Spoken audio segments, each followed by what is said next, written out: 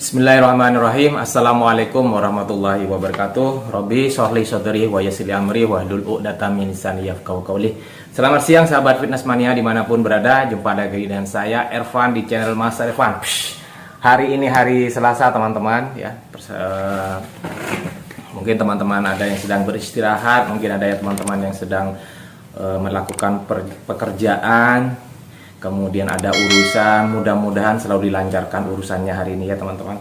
Nah, izinkanlah teman-teman, saya akan menjawab, ada pertanyaan, ada 4 ya. Ada 4, ini kaitannya sama permasalahannya. Jadi dari Mas Yon Kluyur. Jadi beliau bertanya, mempunyai pertanyaan, usia 43 tahun, latihan jin bisakah ototnya besar? Oke. Kemudian ada yang dari MTTR 8216. Ini saya tidak tahu namanya siapa. Jadi, kenapa makan nasi banyak perut cepat jadi buncit? Apa karena sudah umur 45 tahun? Nah, ini sudah hampir sama kan ya. Jadi usia dan juga pertanyaannya hampir sama kurang lebih. Kemudian ada yang namanya Mas Uwen Gwen. Usia 43 tahun, permasalahannya sama, sampai sebel. Jadi mungkin sama. Jadi perut cepat jadi buncit ya, dan apakah bisa berotot? Oke. Kemudian yang terakhir dari MD Dwitia, mungkin Muhammad nih ya, Muhammad Dwitia. Jadi beliau ini skinny fat, kurus tapi berlemak, ingin diet tanpa menghitung kalori, apa bisa? Bagi tipsnya. Oke. Nah, begini. Saya akan membahas dulu pertanyaan dari Mas Yon Kluyur, Mr. 8216 dan juga dari Uwen Gwen. Jadi beliau sudah usia 40 tahun ke atas. Nah, oke. Kenapa kok bisa perut itu jadi buncit? Nah, kita setiap hari ini teman-teman, kita setiap hari pasti yang makan yang namanya nasi, karbohidrat. Karbohidrat juga bukan hanya sumbernya dari nasi, dari roti, dari mungkin biskuit, dari camilan-camilan. Sementara kita tidak tahu hitungannya kalorinya ada berapa. Nah, baik, itu ada prosesnya teman-teman. Jadi ada prosesnya. Kenapa kok bisa perut ini buncit? Nah, jadi begini, nasi, karbohidrat yang kita makan itu masuk ke dalam tubuh, sama tubuh ini dicerna menjadi gula. Nah, menjadi gula, kemudian sama gula ini kalau misalkan terlalu tinggi, bukan terlalu tinggi sih, kapasitasnya itu nanti akan menjadi gula darah. Nah, gula darah nanti akan disimpan kepada 2 tempat, yaitu ada cadangannya yang namanya glikogen atau cadangan energi. Nah, cadangan energi ini teman-teman ya, makanannya ini yang disimpan di dalam gula darah ini disimpan ke 2 tempat ya, yaitu di hati sama di otot. Nah, perbedaannya adalah dari kualitas atau dari kapasitas ya. Sementara kalau misalkan dari lemak sendiri nanti ada penampungannya tersendiri. Nah, ini prosesnya. Jadi kalau di hati itu bisa menyimpan antara sampai 100 kalori. Sampai 100 kalori, menyimpan kalorinya ya. Kemudian sementara di otot itu bisa up sampai 1300 kalori. Nah, di otot. Makanya kenapa kok bisa perut jadi buncit? Nah, jadi begini teman-teman. Kalau misalkan teman-teman itu sudah terbiasa melatih otot, melatih tulang, resisten training ya, kapasitas penampungannya itu akan naik sampai 1300 kalori. Makanya karbohidrat akan diolah jadi masuk ke otot nanti teman-teman. Jadi masuknya ke sana. Sedangkan kalau misalkan tidak latihan, otot ini tidak dilatih. Kita tidak latihan angkat beban, tidak olahraga. Sementara penampungan atau kualitas atau makanan sehari-hari itu kita tetap sama, tetap disimpan di hati, tetap disimpan di otot. Nah, karena hati ini kapasitasnya terbatas, akhirnya bilang si hati ini, di sini sudah tidak muat. Jangan bertempat di sini, jangan tinggal di sini. Tinggal aja di sebelah. Di mana? Di lemak. Nah, itu kenapa kok terus perut jadi buncit? Alasannya seperti itu, teman. Jadi prosesnya. Akhirnya apa yang terjadi? Nanti ada yang namanya terjadi proses kekentalan darah, penimbunan lemak, sehingga timbullah penyakit-penyakit seperti degeneratif, penyakit-penyakit seperti stroke, kemudian kolesterol, asam urat. Seperti itu. Makanya kalau ketika teman-teman sudah latihan angkat beban, otomatis itu tidak akan disimpan di lemaknya, akan disimpan di otot. Nah, apalagi kalau nanti ototnya itu dikasih sama yang namanya protein. Nah, seperti itu. Makanya kenapa kok cepat perut ini jadi buncit. Nah, itu alasannya. Kenapa? Karena Anda selama ini tidak pernah melatih otot, tidak pernah melatih latihan angkat beban, strength training. Kemudian juga tidak pernah yang namanya diet atau mengatur makanan. Ingat, diet itu bukan mengurangi porsi makanan. Biasanya kalau makan 3 kali sehari, karena dia entah alasannya sedang diet, akhirnya dikurangi jadi 1 kali, 2 kali. Dia latihan olahraga atau dia latihan angkat beban. Apa yang terjadi? Sakit nanti. Malah bisa-bisa kena tipes, kemudian juga macam-macam lah penyakitnya yang kita tidak inginkan. Kenapa? Karena sistem metabolisme tubuh ini sudah kacau. Nah, seperti itu. Jadi jawabannya Mas Yon Kluyur, kemudian Mister 8216, kenapa makan nasi banyak percepat jadi buncit? Ya itu karena cadangan lemaknya Anda itu tidak simpan di otot, tapi disimpan di lemak dan tidak digunakan selama ini. Karena saya punya member, jadi beliau itu sudah aktif latihan 4 bulan, 6 bulan, hampir 1 tahun. Dari berat badan 94 kilo saya latih dalam 4 bulan itu turun jadi kurang lebih kisaran 88 dari 94 ya. Kurang lebih 5 bulan. Dan di beliau juga saya tekankan untuk sering-sering diet, sering-sering puasa, sering-sering juga kardio.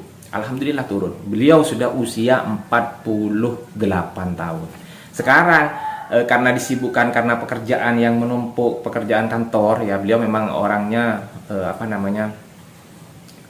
orang terpandang kedudukannya, jadi beliau itu sibuk luar biasa. Akhirnya mulai aktif lagi latihan kemarin bersama saya, itu BB-nya sekarang 95 kilo, bayangkan. Ya saya jawab, saya kok gitu ya Mas ya, kok latihan malah sepedaan kok kayak gimana. Nah ya itu bedanya antara kardio, antara aerobik dengan anaerobik, itu bedanya.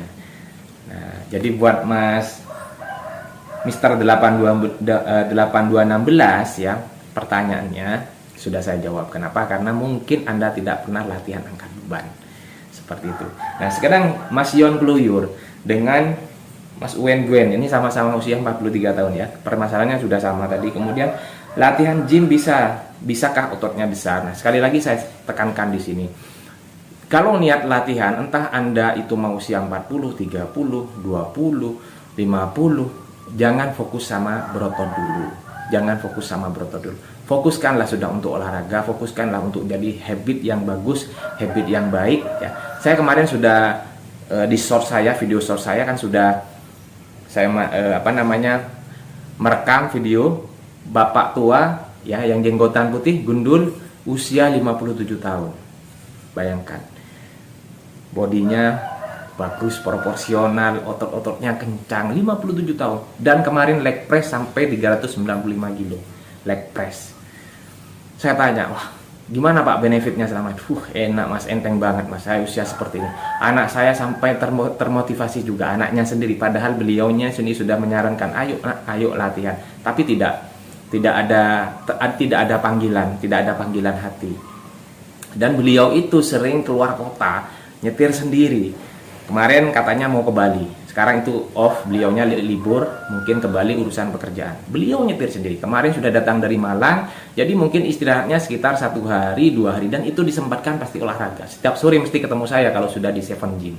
Kapan-kapan saya share latihannya beliau ya, yang khusus untuk beliau. Jadi biar untuk motivasi buat teman-teman, khususnya yang usia 40, 50, tidak ada batasan usia.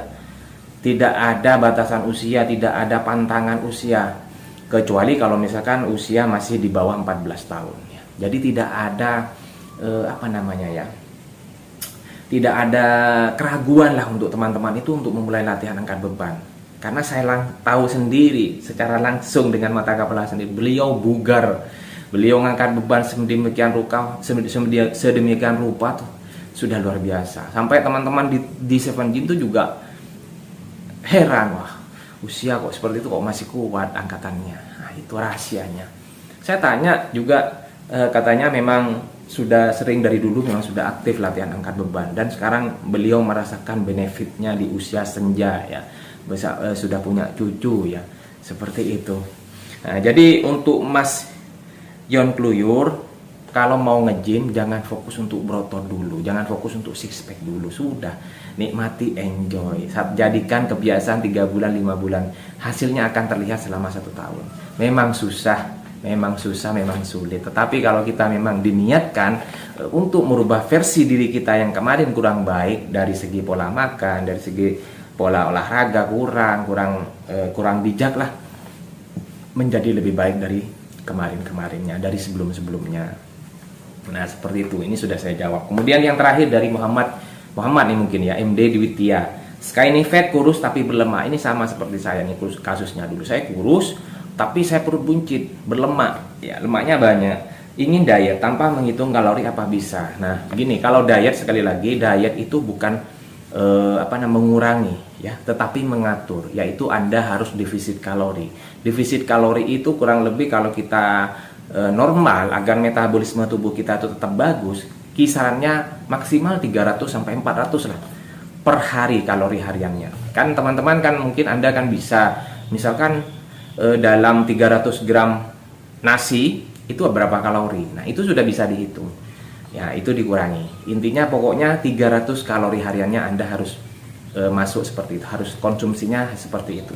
Kalau enggak, bisa Anda pakai aplikasi bantuan, yaitu aplikasi Fat Scrap. Di sana teman-teman bisa jelas makanan hari ini apa, menunya besok ini apa, terus body fatnya bagaimana, hitung-hitungnya itu pasti ada. Jadi buat Mas Dwitia ya, saran saya, Anda diet, Anda atur defisit kalori, masukkan protein yang bagus, intake protein yang tinggi, kemudian mulai latihan angkat beban. Tidak perlu lama-lama, tidak perlu sebentar ya, harus seimbang seminggu 3 kali.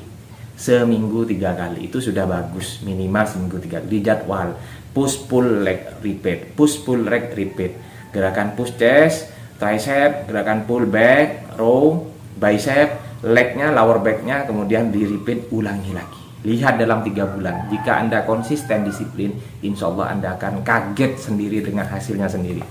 Seperti itu. Jadi tips saya dari Mas Dwitia ya, jangan sampai defisit kalori Anda sampai 500, karena itu juga kurang bagus untuk metabolisme tubuh kita. Paling parah, bukan paling parah sih, dampaknya nanti adalah rambut rontok ya, kemudian tidak nyaman dari segi aktivitas, karena yang namanya diet itu sekali lagi bukan mengurangi porsi makan, tetapi mengatur makan. Nah, seperti itu. Jadi jawaban 4 teman saya sudah saya jawab. Mudah-mudahan walaupun hanya sebentar ya teman-teman, saya harapkan bukan hanya dari teori saja, tetapi juga praktek. Silakan prakteknya teman-teman sendiri dimulai ya. Siapa lagi kalau bukan diri kita sendiri? Karena ini olahraga, semakin kita tua, semakin kita berumur, semakin kita butuh yang namanya olahraga. Seperti itu. Mudah-mudahan bermanfaat ya teman-teman ya. Jika nanti ada pertanyaan yang kurang mungkin tidak sama atau kurang sesuai, mohon masukan, mohon kritikannya. Terima kasih. Tetap dukung channel saya dengan cara subscribe, like, comment, and share sebanyak. Terima kasih. Assalamualaikum warahmatullahi wabarakatuh.